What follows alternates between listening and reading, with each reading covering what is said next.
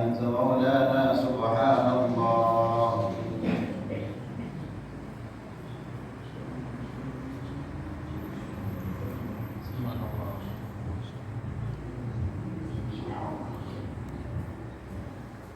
الحمد لله.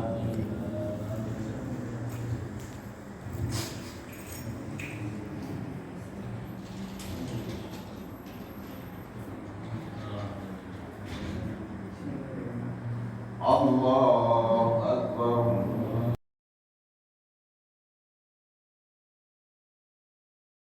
لا إله إلا الله.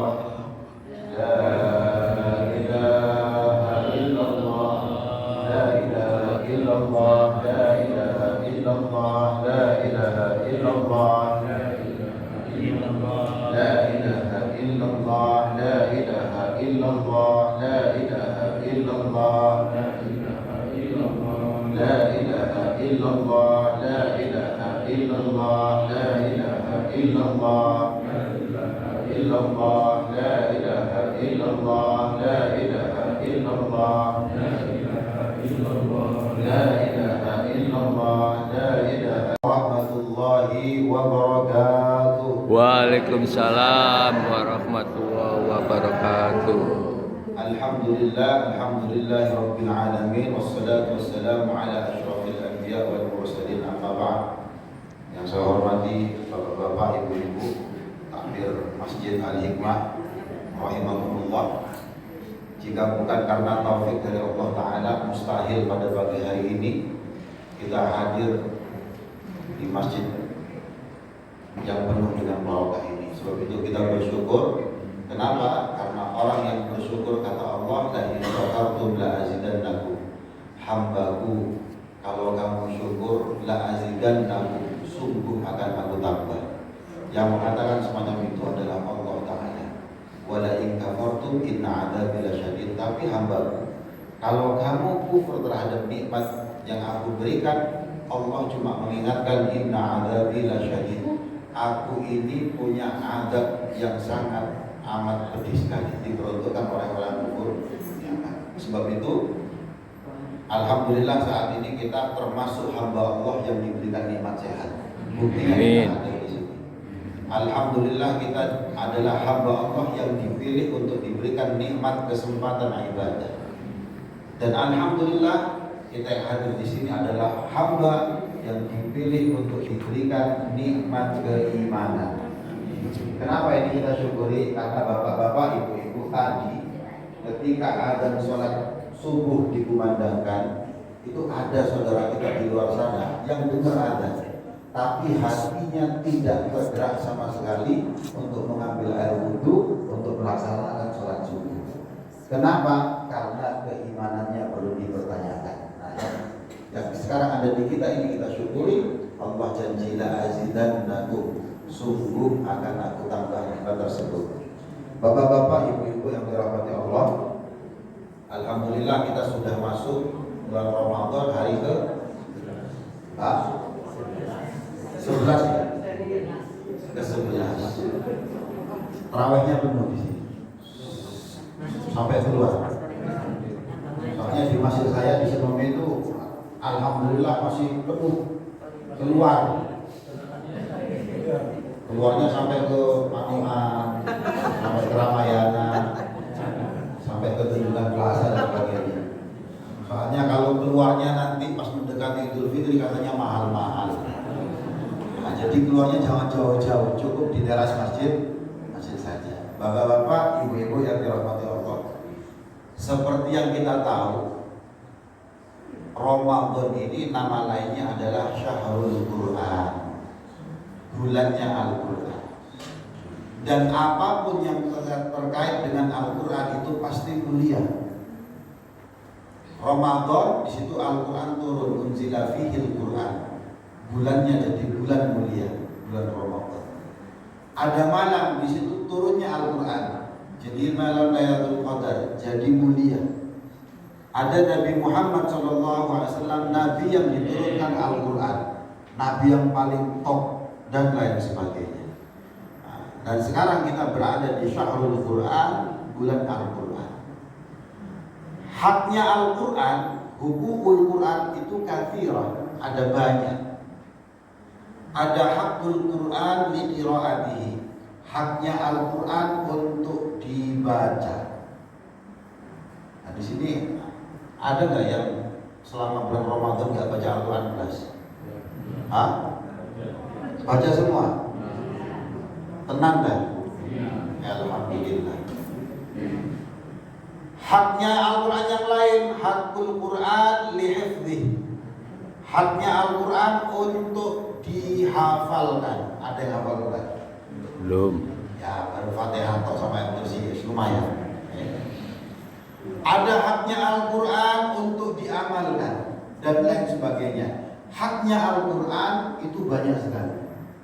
Tapi ada salah satu haknya Al-Quran yang menurut saya, ini menurut kula mungkin tidak objektif. Banyak orang muslim, ya kita ini tidak menggunakan haknya Al-Quran ini. Apa itu? Hakul Quran lil istishfa. Haknya Al-Quran digunakan untuk wasilah kesembuhan. Jadi Al-Quran itu obat. Kenapa? Karena Allah sendiri yang memberitahu informasinya. Allah memberikan resep kepada kita ketika kita sakit. Sekarang saya tanya, Bapak pernah demam? Hah? Pernah sakit kepala? Ibu-ibu pernah sakit kepala? Sering deh. Curiga nih, jangan-jangan bujuni medit nih. Akhirnya pusing. Jenengan Bu, kalau sakit kepala apa yang dilakukan? Hah? Minum Paramex, Panadol. Kalau nggak sembuh, Malumek. Tidur. Sak minggu nggak waras-waras, pergi ke Dokter. dokter. Padahal ini Allah Ta'ala sudah memberikan resepnya, obat segala penyakit. Ada 3 yang menjelaskan ayat itu sebenarnya. Salah satunya Allah Ta'ala berfirman, A'udzubillahi minasyaitonirrajim, wa nunazzilu minal Qur'an ma huwa syifaa'un wa rahmatun lil mu'minin wa la yazidudz zalimina illa khasara. Saya turunkan Al-Qur'an. Salah satu faedah Al-Qur'an itu digunakan untuk syifa, untuk meraih kesembuhan, wa rahmah, untuk mendapatkan rahmat, lil mu'minin, bagi orang-orang yang percaya. Jadi Al-Quran itu adalah obat. Nah sekarang saya tanya, jenengan kalau sakit demam, sakit kepala, ada yang ingin saya tak obati pakai Quran? Ada yang kayak gitu? Ada. Sip. Nah ini kalau masjid jamaah Masjid Al-Hikmah ada yang kayak gitu. Yang sini. Kalau yang Masjid Al-Hikmah yang Amerika itu nggak ada. Kalau yang Amerika, alhamdulillah ada. Pakai Al-Quran. Kenapa? Karena Allah yang kasih tahu resepnya sendiri. Kalimat syifa'un itu ada 3. Syifa'un itu artinya penyembuhan. Ada yang mengartikan dawa'un, obat. Itu ada 3. Tadi yang saya baca, kemudian ada ya ayuhan nas qad ja'akum mau'izatun min rabbikum wa syifaa'un lima fis sudur wa hudan wa rahmatun lil mu'minin. Wahai manusia, telah datang mau'izah, Al-Qur'an maksudnya, kepadamu dari Allah Ta'ala, syifaa'un lima fis sudur. Ini obat untuk penyakit yang di dada, penyembuhan bagi di dada. Wa hudan wa rahmat lil mu'minin, juga hidayah, juga rahmat bagi orang-orang yang beriman. Ayat kedua. Ayat ketiga, qul huwa lil ladzina amanu hudan wa shifaa. Katakan kepada orang-orang yang beriman, Al-Quran itu hidayah, Al-Quran itu syifa'un. Jadi 3 ayat ini mengatakan Al-Quran adalah syifa'un. Tapi banyak di antara kita ketika kita sakit sama sekali tidak diingat Al-Quran, yang diingat adalah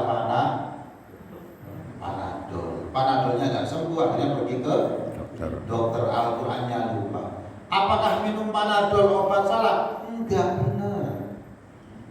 Apakah pergi ke dokter salah? Benar. Cuma ketika kita minum obat, ketika kita pergi ke dokter, Al-Qurannya ini jangan lupa. lupa. Kenapa? Karena resepnya dari Allah. Artinya apa? Al-Quran ini adalah obat pertama dan utama. Obat untuk penyakit apa? Nah, di sini ada ikhtilaf para ulama, ada perbedaan para ulama. Ada yang mengatakan Al-Quran itu memang syifa, tapi untuk penyakit lil batin, untuk penyakit batin. Tapi mayoritas para ulama mengatakan boten. Al-Quran itu juga untuk penyakit lil madiyat, untuk yang sifatnya materi alias medis. Lo bisa medis tuh. Kenapa saya katakan semacam itu? Ada riwayat banyak sebenarnya. Salah satunya yang diriwayatkan oleh Abu Sa'id Al-Khudri radhiyallahu anhu, sahabat. Nah, sahabat Nabi ini pernah jalan-jalan ke Malman. Kemudian ada satu kabilah mau mampir tapi tidak diterima karena mungkin orang asing. Akhirnya beliau dan sahabat-sahabat yang lain ini nginep di luar kabilah tersebut. Singkat cerita, kepala suku, kepala kabilah ini sakit gara-gara dientuk Scorpio, dientuk kalajengking. Dicoba untuk diobati dengan berbagai cara, gak sembuh. Akhirnya mereka ingat tuh, tadi kan ada tamu yang mau tamu di sini. Jangan-jangan di antara mereka ada tukang suruh. Didatangi, diceritakan ada yang bisa nyuruh. Sahabat Abu Sa'id Al-Khudri mengatakan, aku iso. Padahal nggak bisa. Kenapa dia mengatakan bisa? Rojo mangkel karena tadi ditolak. Akhirnya pura-pura aku iso dulu. Nah, akhirnya datang, diambilkan air, dibacakan Fatihah sebanyak 7 kali. Nah, ini penyakit medis, digigit kalajengking itu penyakit medis, bukan karena kesurupan. Tapi ternyata pengobatan yang dipilih oleh Abu Sa'id Al-Khudri radhiyallahu anhu adalah dibacakan Al-Fatihah. Nah, dibacakan Fatihah 7 kali kemudian disebut. Karena macam mangkel dikai indusi itu. Karena mangkel karena tadi diusir. Ya, itu namanya nafas. Nafas itu tiupan yang namun ada sedikit ludahnya. Jadi kan gitu, ada tidak boten-boten gitu, tapi nafas itu ada sedikit. Nah, kemudian diminumkan sembuh. Loh, ternyata Fatihah bisa digunakan untuk orang yang terkena penyakit kena gigitan kalajengking. Akhirnya sahabat-sahabat tadi itu dikasih beberapa ekor kambing dan hadiah ini juga sepulangnya ke Madinah juga dinikmati oleh Kanjeng Nabi Muhammad SAW. Nah, artinya apa? Al-Quran ternyata bisa digunakan untuk penyakit medis. Sebab itu bapak-bapak, ibu-ibu yang dirahmati Allah, kalau kita sakit, gunakan Al-Qurannya terlebih dahulu. Caranya gimana? Ya, caranya macam-macam. Tadi diambilkan air, dibacakan macam-macam. Boleh Fatihah, boleh ayat kursi dan sebagainya. Atau menyentuhkan tangan, telapak tangan di tempat yang sakit. Kemudian dibacakan ayat-ayat Al-Quran yang dihafal, atau bahkan cukup untuk didengar. Nah, membacakan Al-Quran kepada orang yang sakit untuk memohon untuk permohonan sembuh itu disebut dengan ruqyah. Ruqyah kalamun yustashfa bihi min kulli 'arid, ucapan yang dengan ucapan tersebut minta sembuh. Atau Imam At-Tirmidzi mengatakan ad-du'a li talabi syifa, doa minta sembuh. Nah, itu namanya ruqyah. Enggak harus pakai Quran sebenarnya. Cuma karena Allah sudah tahu ngasih resep pakai Al-Quran, ya sudah kita ikuti. Sakit apapun, sakit kepala, sakit demam, batuk dan lain sebagainya. Selain itu, penyakit itu secara umum ada 3.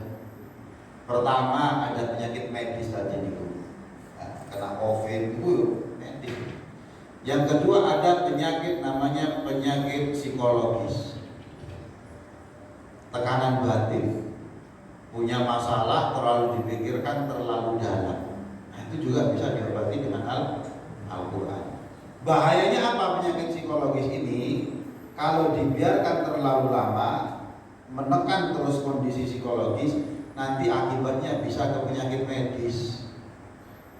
Contohnya Nabi Yakub alaihissalam. Nabi Yakub itu dengar kabar hoax dari anak-anaknya bahwa Nabi Yusuf meninggal dunia, padahal Nabi Yusuf ini anak kesayangannya. Apa yang terjadi? Akhirnya Nabi Yakub sedih. Ya asafa ala Yusuf, dulu kasihan anakku yang bernama Yusuf, wa biyaddut ainahu minal husni wa huwa kadhim. Kemudian karena saking sedihnya, wa biyaddut ainahu, kedua matanya Nabi Yusuf ini menjadi putih. Para ulama mengatakan matanya Nabi Yakub menjadi buta. Kenapa kok jadi buta? Minal husni, dari kondisi psikologis bernama sedih. Wa huwa kadhim, dan Nabi Yakub ini menahan mangkel di dalam dada.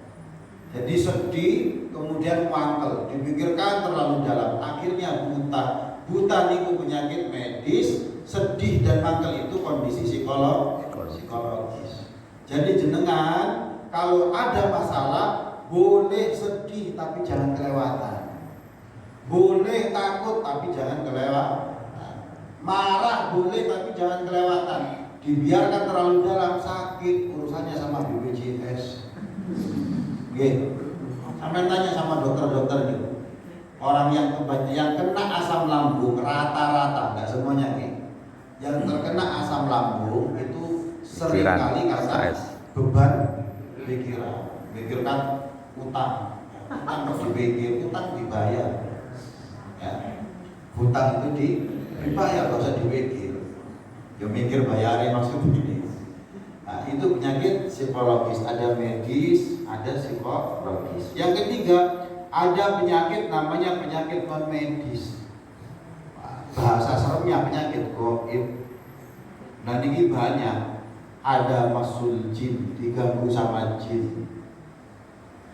Jalan-jalan di kuburan tiba-tiba ada suara ih, nah itu diganggu sama jin. Ada masul intiqam, diganggu jin karena jinnya balas dendam. Ada jin balas dendam. Kisah para sahabat ada juga yang semacam itu. Contohnya bagaimana? Kebelet ngoyo, ada pohon beringin sampai ngoyoi. Padahal di situ ada gendruwo lagi minum kopi.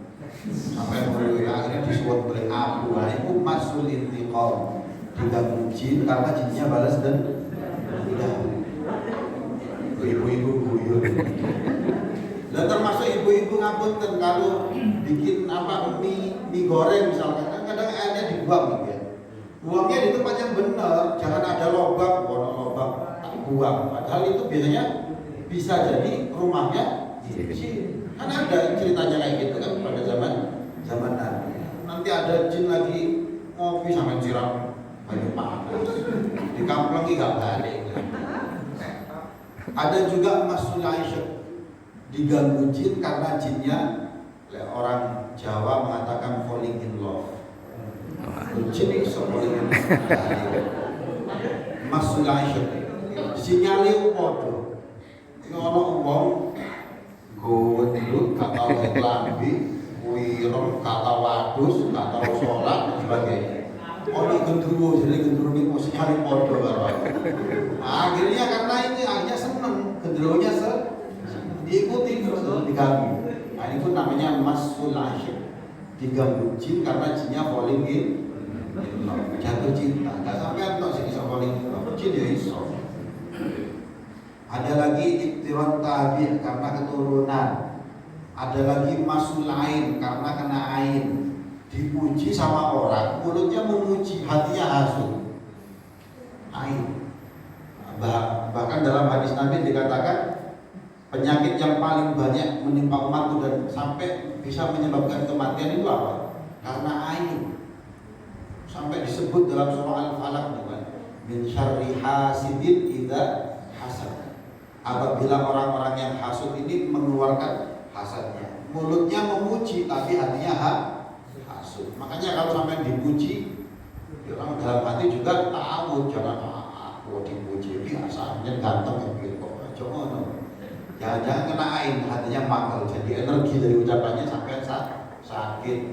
Ada juga masuk sihri, gangguan sihir, kena aji jaran goyang, begitu disebut langsung bisa diajak goyang-goyang dan lain sebagainya. Itu ada semua. Bahayanya apa bahayanya? Katanya Kanjeng Nabi, inna syaitan yajri minal insani majrad dam. Yang namanya setan itu bisa mengalir di aliran darah. Kalau sudah mengalir di aliran darah, dibiarkan terlalu lama, berkamuflase menjadi penyakit medis. Itu Imam Syekh Mutawalli Al-Syarawi menjelaskan dalam tafsirnya semacam itu. Dia ngapunten, saya pernah juga menemui orang 1 tahun nggak bisa jalan, diobati kemana-mana, dibacakan Al-Falaq, An-Nas, langsung semaput, pas dibawakan kesurupan. Ternyata ngakunya jinnya. Nah, karena dia nongkrongnya di kaki kiriman, wallahu a'lam. Ya, jadi 3 penyakit ini Allah sudah memberikan resep pakai Al-Quran. Di antara 3 penyakit ini mana yang paling serem? Yang paling berat? Medis, psikologis, sama penyakit gaib mana? Gaib. Gaib. Saya orang Indonesia kebanyakan jawabnya gaib. Yang paling berat adalah psikologis. Coba dibaca surah Al-Falaq. Al-Falaq itu pada permulaan ayat Allah cuma menyebut satu sifatnya, Rabbul Falaq. Qul a'udzu birabbil falaq. Katakanlah aku berlindung kepada Rabbul Falaq, Tuhan yang menguasai subuh. Untuk apa? Untuk terhindar dari pertama min syarri ma khalaq, kejahatan segala makhluk. Wa min syarri ghasiqin idza waqab, dari kejahatan malam ketika gelap. Kemudian wa min, jadi pelan-pelan ini malah lali ya Bapak. Wa min syarri ghasiqin idza waqab, kemudian wa min Syarri Asad. syarri naffatsati fil 'uqad, dari kejahatan naffatsat, tukang sihir perempuan. Naffatsat yang nyebul-nyebul al-uqad, buhul, media. Diambil rambutnya jenengan, kemudian dibacakan mantra. Kutuk kadal gesit godhong jati kasar betul di tamadul. Itu namanya naffatsat fil 'uqad. Kemudian min syarri hasidin idza hasad, dari orang yang hasud ketika mengeluarkan hasadnya. Satu sifat Allah untuk menghadapi 4. Artinya apa? Gampang kabeh, cuma butuh 1, Rabbul Falaq. Tapi begitu Anas coba, Qul a'udzu birabbin nas, malikin nas, ilahin nas. Allah sampai menyebutkan 3 sifatnya. A'udzu birabbun nas, Tuhannya manusia, malikin nas, yang menguasai manusia, ilahin nas, ilahnya manusia. Untuk apa? Untuk menghadapi satu penyakit apa itu? Min syarril waswasil khannas, dari jeleknya dari kejahatan waswas al-khannas, yang tersembunyi. Waswas itu penyakit psikologis, dibikin waswas. Dan waswas ini yuwaswisu fi sudurin nas, dia meniup-niup di dalam dada, dibisik-bisik. Dengan ibu-ibu misalkan minta uang ke suaminya, minta uang keperluan ini sama suaminya, enggak, jangan dulu, nanti langsung curiga, ada was-was, jangan-jangan suamiku nikah lagi. Nah misalnya kayak gitu. Nah itu was-was, dia menciptakan penyakit sendiri di was-was. Nah ada kalanya was-was ini minal jinnati wan nas. Kadang datanya murni dari jin, kadang murni dari manusia. Nah terakhir nih, psikologis saking bahayanya. Dulu ada sahabat namanya Sulaiman bin Sud radhiyallahu anhu. Ini ada di hadis riwayat Imam Bukhari. Jalan-jalan bersama Kanjeng Nabi, ketemu ada 2 orang bertengkar, marah. Bertengkarnya ini adu mulut, bukan kaplok-kaplokan, buat adu mulut. Berarti kondisi marah itu apa? Kondisi psikologis, bukan dari jin, kondisi psikologis. Kemudian melihat 2 orang bertengkar mulut ini, adu mulut, Rasulullah mengatakan, ini la'lamu kalimatan idza qalaha la dhahaba ma yajid. Saya tahu sebuah kalimat, yang seandainya salah satu di antara mereka membaca kalimat tersebut, la dhahaba ma yajid. Yang terjadi ini berhenti. Apa itu kalimatnya? Hendaknya mereka mengatakan a'udzubillahi minasyaitonir rajim. Menurut kondisi psikologis was-was dan sebagainya, tapi bacaannya adalah ya Allah, aku berlindung kepada Engkau dari godaan setan. Kemudian sahabat Sulaiman bin Sultan itu ngomong ke orang tadi, kamu gak dengar apa yang disampaikan Rasulullah tadi? Apa katanya? Lastu minal junun, saya ini gak kena. Katanya yang bertengkar tadi itu saya mengatakan saya ini tidak gila. Artinya apa? Dia menolak nasihat dari Rasulullah. Orang kalau sudah kelewat batas, sedih berlebihan, marah berlebihan dan sebagainya, itu sulit untuk sembuh. Saya pernah ngalami ada orang perempuan dicerai sama suaminya, punya anak, anaknya diambil sama suaminya, akhirnya sakit, bahkan kesurupan. Kesurupannya itu kalau kadang gendruwo, kadang kuntilanak dan sebagainya. Ini beneran. Saya tanya, Mbak mau sembuh boten? Jawabannya apa? Enggak, saya nggak mau sembuh. Berarti ini kondisi psikologisnya terlalu dalam. Kalau sudah psikologisnya rusak, terlalu dalam, ini sulit untuk sembuh. Ada orang sakit, tapi kemudian dia niat mau sembuh, makan makanan sehat, bergerak sebisa mungkin dan sebagainya, cepat sembuh. Tapi kalau dia sakit, kemudian nggak mau makan, nggak mau keluar, nggak ada motivasi, dia tambah sakit, nggak sembuh. Jadi psikologi. Innal ladzina taqaw idza massahum ta'ifun minasyaiton tadzakkaru. Orang-orang yang bertakwa, katanya Al-Qur'an, itu bisa kena gangguan namanya gangguan ta'if. Gangguan ta'if itu apa? Ada ulama yang mengatakan ghadab, ada yang mengatakan ulama was-was, ada ulama yang mengatakan al-khayal dan lain sebagainya. Marah, was-was, berkhayal dan sebagainya. Minasyaiton, gangguan ini dari setan. Orang bertakwa kalau kena gangguan ta'if, gangguan psikologis ini, apa yang mereka lakukan? Tadzakkur, zikir.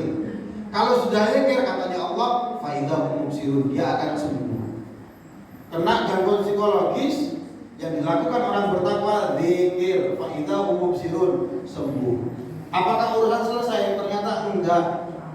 Ayat selanjutnya, wa ikhwanuhum yamuddunahum fil ghayyi tsumma la yuksirun. Kalau setan nggak berhasil diganggu orang bertakwa tadi, gangguan psikologisnya nggak kena gara-gara zikir, setannya pergi kemana? Wa ikhwanuhum yamuddunahum, ke temannya. Katanya Imam Nawawi Al-Baghdadi dalam tafsirnya Marah Labib Likashfi Ma'na Quran Majid, ikhwanuhum yamuddunahum itu minal insi, dari kalangan manusia. Setan ganggu nggak bisa, akhirnya dia pergi ke manusia, misalkan istrinya. Dibisik-bisik bojomu niku gateni, misalnya kayak gitu.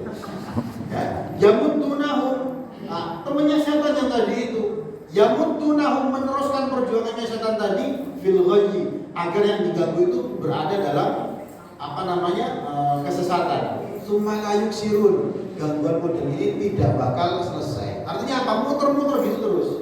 Setan ganggu langsung, gak berhasil karena zikir, pergi ke tetangganya. Tetangganya ini konjolnya setan, dia bisik-bisik tonggomu nggak berani. Akhirnya dia bikin provokasi, bikin fitnah dan sebagainya. Layu sirun, gangguan jenis ini untuk menghantam kondisi psikologis ini tidak akan berhenti. Jadi hati-hati. Singkat cerita, ke semua penyakit ini kata Allah Taala resepnya adalah Al-Quran.